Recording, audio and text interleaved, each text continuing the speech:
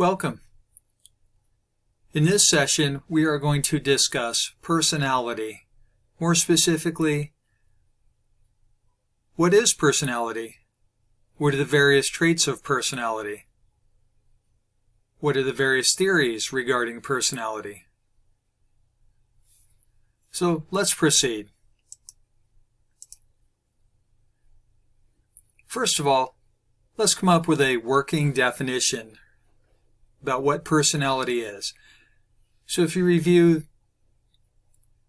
right up here on the top, it says personality is the individual's unique and relatively consistent pattern of thinking, feeling, and behaving. What is a personality theory? Well, that describes and explains how people are similar, how they are different, and why every individual is unique. Well, going forward here, just like to provide a quick overview for you about what we're going to do, how we're going to spend our time together. So if we're going to talk about the four major theoretical perspectives on personality. And those are listed right here. Feel free to pause the video and look them up, or just bear with us as we proceed. So we're going to start with the psychoanalytic perspective on personality.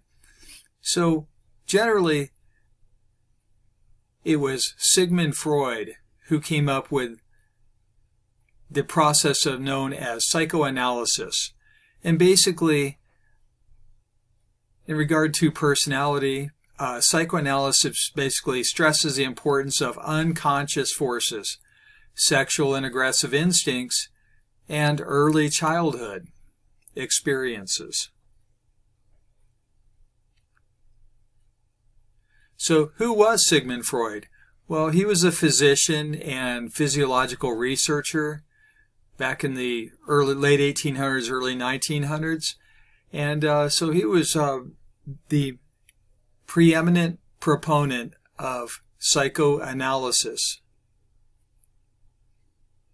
So basically, Sigmund Freud, asserted that sexuality basically was fundamental human motive, and aggression was second powerful human instinct. So we'll take a look at that just a little bit further. Before we do, though, I just want you to take a moment and look at some of the important works created by Sigmund Freud. Interpretation of dreams, psychopathology of everyday life, and civilization and its discontents.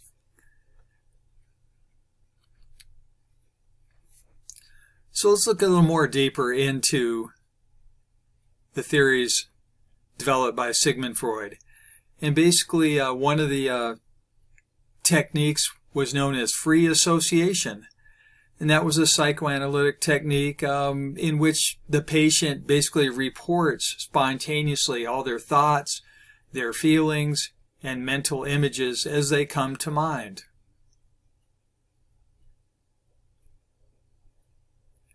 Sigmund Freud also spent some time looking at dream analysis, and that is not what we are talking about today in our discussion, but please feel free to pause the video and look at that. Going forward here, let's take a look a little more analytically into what psychoanalysis is. Well, it's both an approach to therapy and a theory of personality, which is what we are focused on today, a theory of personality. So as I mentioned earlier here, Sigmund Freud emphasized, unconscious motivation. So the individual is unconsciously carrying around a certain motivation that causes a certain type of behavior without them knowing the cause or the origin of that certain behavior. So hence, we can think of certain personality traits and maybe the unconscious origins that cause those certain personality traits. So basically, at the bottom of this slide right here, I just wanted to remind everyone that psychological forces, according to Freud, they tend to operate at 3 different levels of awareness. They can be conscious, they can be pre-conscious, or they can be unconscious. And we will, as we proceed, we'll take a look into each one of those. For those of you who appreciate visual imagery, I did put some of the key components of Sigmund Freud's theory of personality. And so terms like very at the top right here, ego, is the rational, planful, mediating dimension of personality. And just below that, kind of mid-level, is the superego. And basically that was the more judgmental, moralistic, perfectionist dimension of personality. It can easily be made conscious. So take a look on the right-hand column right here, and just keep in mind each of these can be why they are termed as they are. Now, on the unconscious level, that's thoughts and feelings, urges, wishes that are difficult to bring to conscious awareness. So one isn't aware of why they are experiencing a certain motivation. Hence, unconscious. And that right there, just keep in mind, that is actually correlates with what Freud called the id. Okay? The irrational, illogical, impulsive dimension of personality. Now, if I'm going quite at a quick pace here, please feel free to stop the video at any point and take your notes or research a little further into these if you're interested in these. Okay, going forward. So we mentioned the id. According to Freud, he called it the id, and that is the instinctual drives present at birth. So we are born with those. Personality drives, okay, drives that actually influence the development of our personality.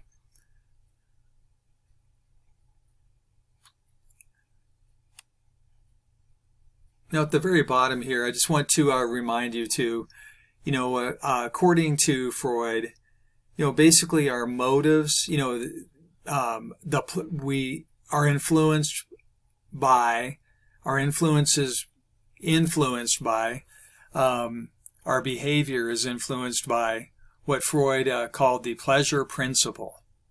Okay, so pleasure principle basically is when we seek to, we want to gain pleasure and avoid tension or discomfort.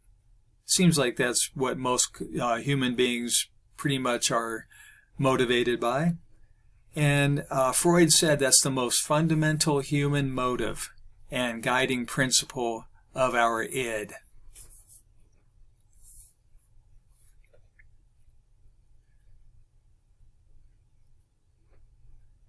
Going forward. Now, in regard to Freud's terminology, the ego, basically Freud said that that is the conscious, rational component of our personality. And that's when one is able to engage in more logical type thinking and behavior, as well as basically acknowledging reality.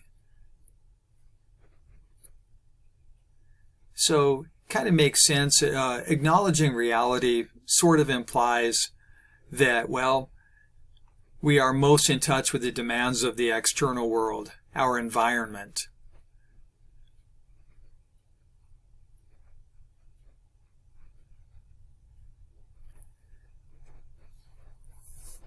Now, in regard to ego, Freud said, he termed what he called the reality principle. And basically that means our ability to postpone gratification in accordance with demands of the external world. So we just we do what needs to be done, regardless of how it makes us feel at the moment. That has to do with ego gratification and reality principle.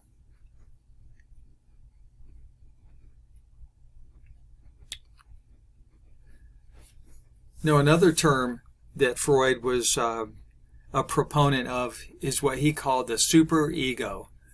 And basically that's the partially conscious and moralistic component of personality, as well as self-evaluative. So Freud said, basically that is formed, our superego is formed through internalizing parental and society roles. So basically what we learn from our parents and society, we internalize those, and those become part of our superego, according to Freud. And just thought you'd like to know here, I did include a little bit more information. That usually happens, according to Freud, around age 5 to 6 in the developmental process.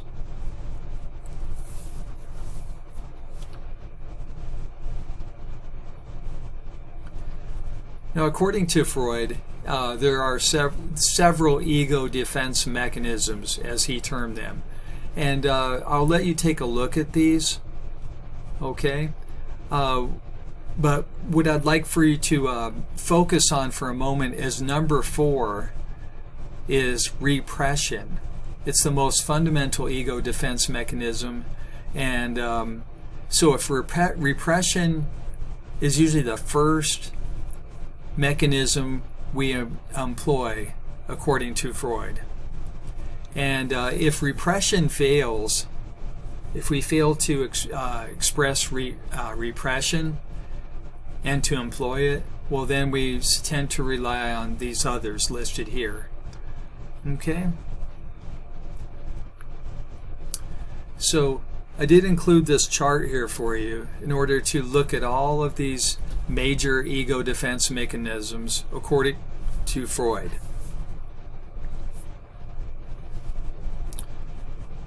Now, we don't have time to go over each and every single one of these. I'd like for you to pause the video, take some notes, or read through this and become familiar, become acquainted with some of these.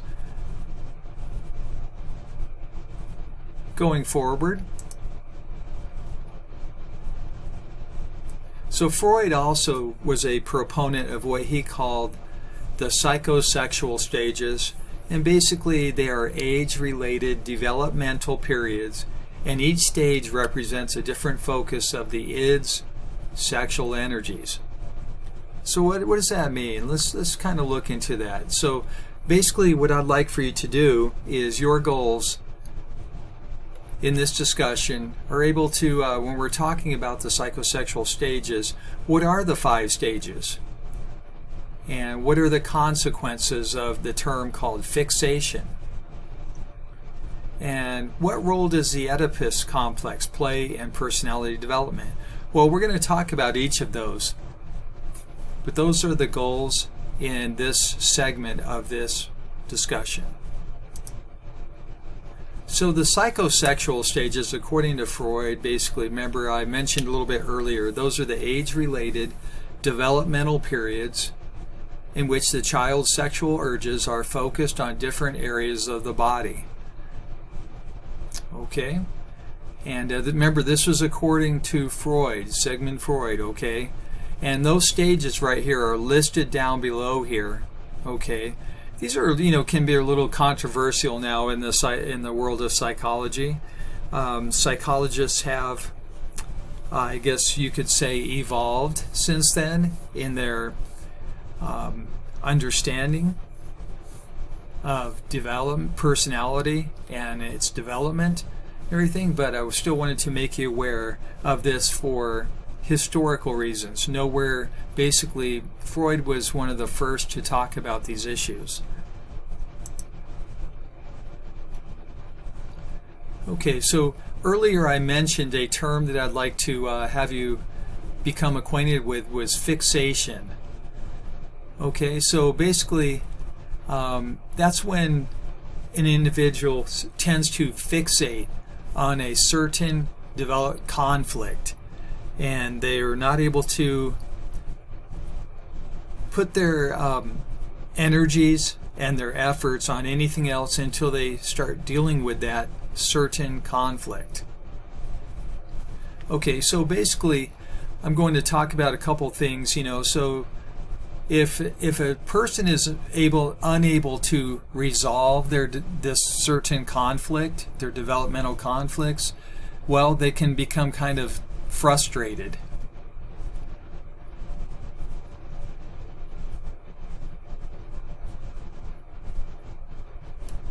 Okay, so if they become frustrated, the individual will be left with feelings of unmet needs, characteristic of that certain stage in which they are trying to develop through and to develop, to deal with certain crises.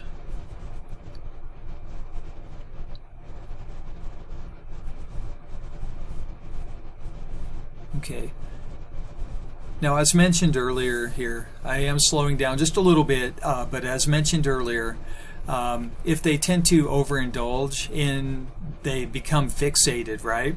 And so they become reluctant to move on to the next stage of their development. So what does that mean? Well, developmental psychologists might tend to argue that, well, if we don't deal with a certain crisis or a crisis at each stage of development, it may actually hinder our development through the lifespan, psycho-emotionally, or cognitively, or possibly even biophysically.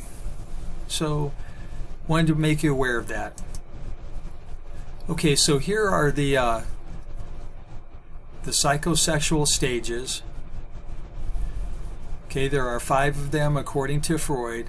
Feel free to pause the video and take a look at these just to get, become acquainted with these.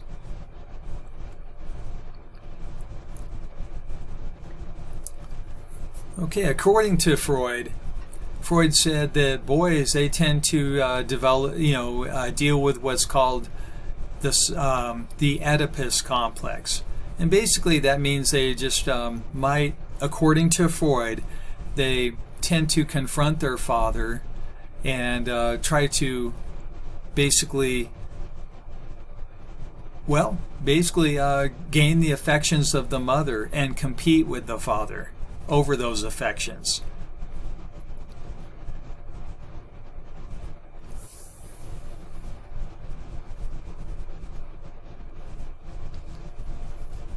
Now, the Oedipus complex, when it comes to girls, according to Freud, basically that's when the little girl discovers that little boys, might have certain physical attributes and that she does not have those. And so basically, according to Freud, the little girls tend to feel a sense of envy. Okay? And so keep in mind, this is early in the early stages of the development of psychology, and so that's why we are starting pretty early in our discussion. So keep in mind, this is one of the most critiqued of Freud's idea, the Oedipus complex.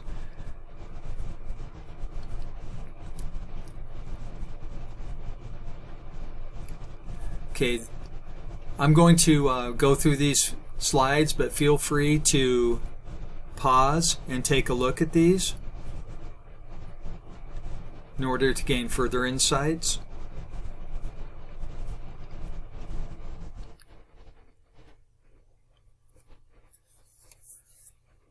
Okay, so what about after Freud? How about theorists after Freud? So you can see that I listed that as the Neo-Freudians.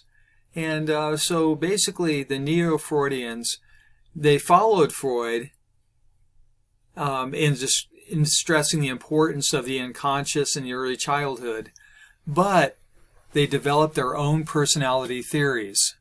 So they basically hung on to the idea of the unconscious and its importance to development throughout the lifespan, psychologically speaking, cognitively, or psychosocially. So some of the questions that I think that you should maybe ask yourself, or at the very least kind of lists these as some of the goals for your conceptual understanding through this discussion right here. Okay, so feel free to pause, and I'm going to proceed. So the Neo-Freudians, as I said, they hung on to the idea about the importance of the unconscious and how it's important to one's development and one's cognitive and psychosocial interaction, basically. And so, but the Neo-Freudians, they tended to disagree with Freud on these three key points. And this is what I'd like to just briefly touch upon. They didn't agree with Freud that one's behavior was primarily motivated by sexual urges. They said there's more to it than that. They also disagreed with Freud on the idea that one's personality is basically determined by early childhood experiences. Well, throughout the lifespan, human beings actually are in a constant, perpetual state of development.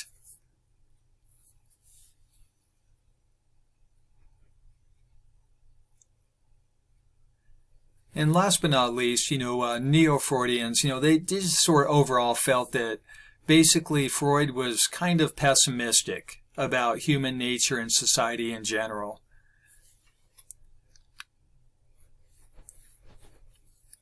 So who were some of these Neo-Freudians? Well, one of these was Carl Jung.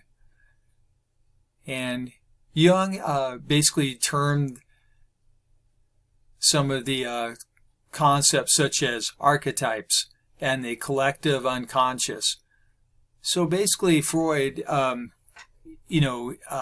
of missed the mark a little bit according to the Neo-Freudians, okay, missed some important points. And so we have to keep in mind that throughout research and the development of the field of psychology, this evolved a little bit. Going a little further on our discussion about Carl Jung, basically Carl Jung felt that people were motivated by more general psychic energy to achieve one's growth. So instead of, according to Freud, as I mentioned earlier, psychosexual type urges, basically Jung said, I don't agree with that. I kind of think that basically we are, our general motivations tend to be about our own personal growth. And so basically Carl Jung was one of the first to describe and use the terms, introvert and extrovert in speaking about personalities.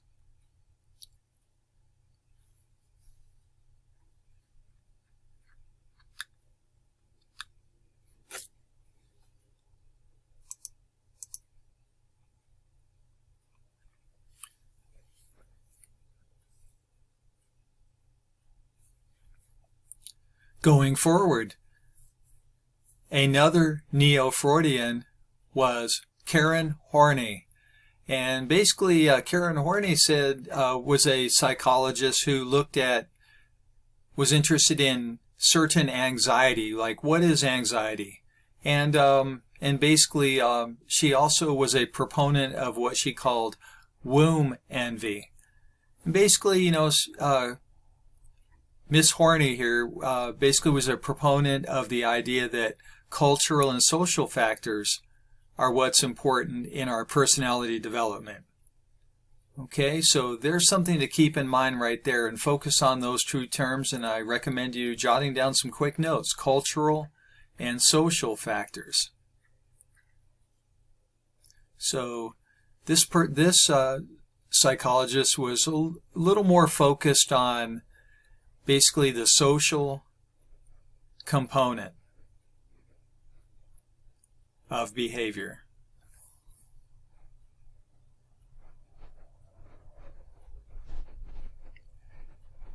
Okay. And Miss Horney here talked about 3 patterns of behavior in individual urge uses to defend against anxiety, basic anxiety. So we either move toward what is bothering us or causing our anxiety, we move against it, or we move or away from other people if they are what we determine are the cause of our anxieties. So there's a 3-prong approach right there about dealing with our anxiety. We either move toward and we deal with it directly, face to face, directly. We try to get away from it, or we try to move away from the people that we feel are the cause of our anxiety.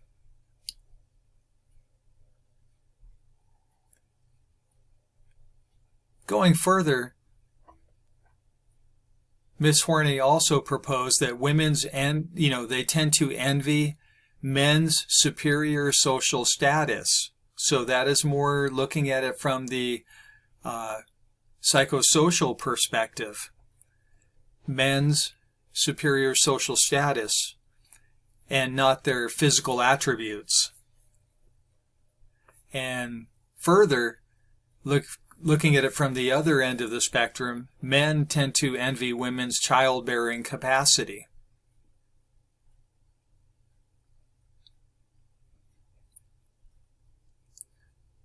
So Miss Horney was a little less, apt to look in and make declarations in regard to physical attributes, and was more focused on basically the psychosocial perspectives.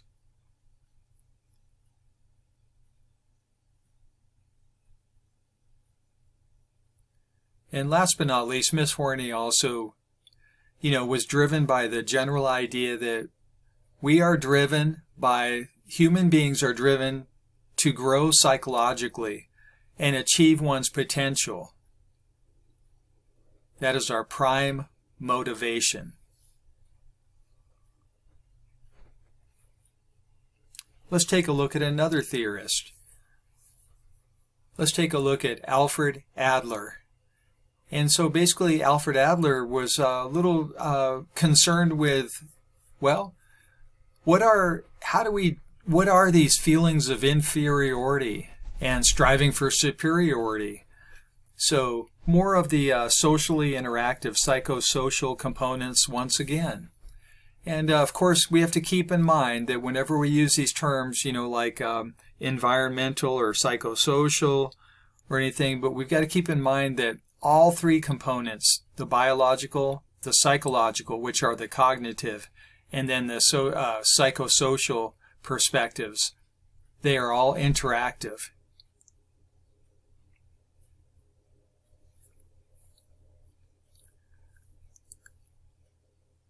Okay, Mr. Adler here basically was a major proponent of the idea that one of our most fundamental human motives is striving for superiority. We want to have, we want to be superior. We don't want to be inferior. So we strive to, as we develop throughout the lifespan, according to Mr. Adler, we strive for a feeling of superiority in order to get past those feelings of inferiority that we experienced when we were young children.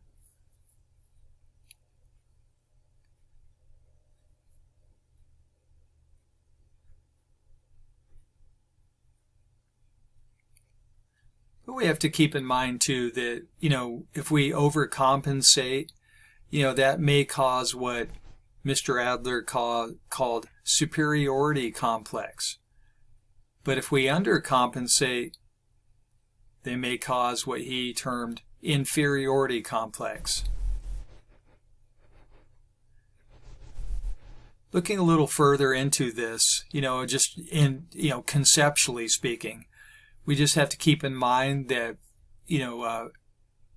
the biological, psychological, and social components or perspectives, remember, they are all important to keep in mind.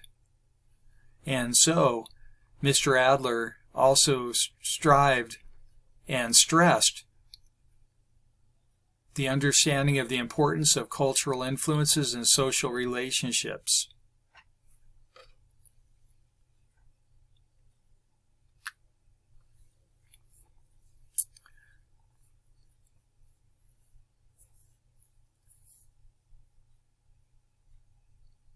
Okay, so we're going to end this video with basically, well, we started off by talking about Freud, and then we compared some of what we call the neo-Freudians, or the psychologists after Freud.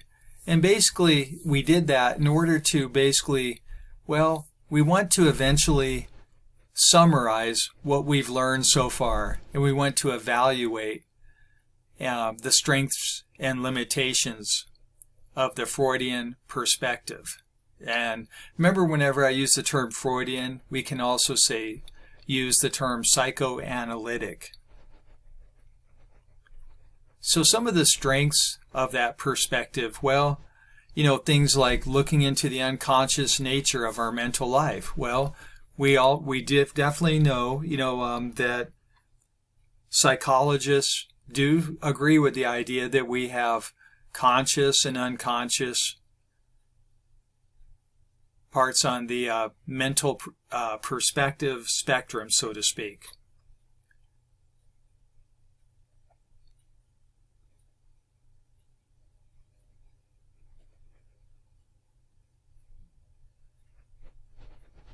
Okay, so I'm pausing, so I'd like for you to take a look at these on your own. Feel free to pause the video. And some of the limitations of Freud's psychoanalytic perspective on personality are, well, there's just not enough evidence to agree with all Freud's ideas and concepts. And also there are problems with testing individuals and say, okay, well, Freud, how do you test if there's not enough evidence? How do you test for these perspectives, as well as the inherent sexism that might occur?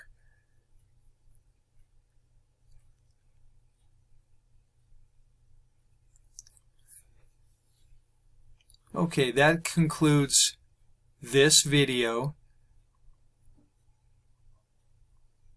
Thank you for joining.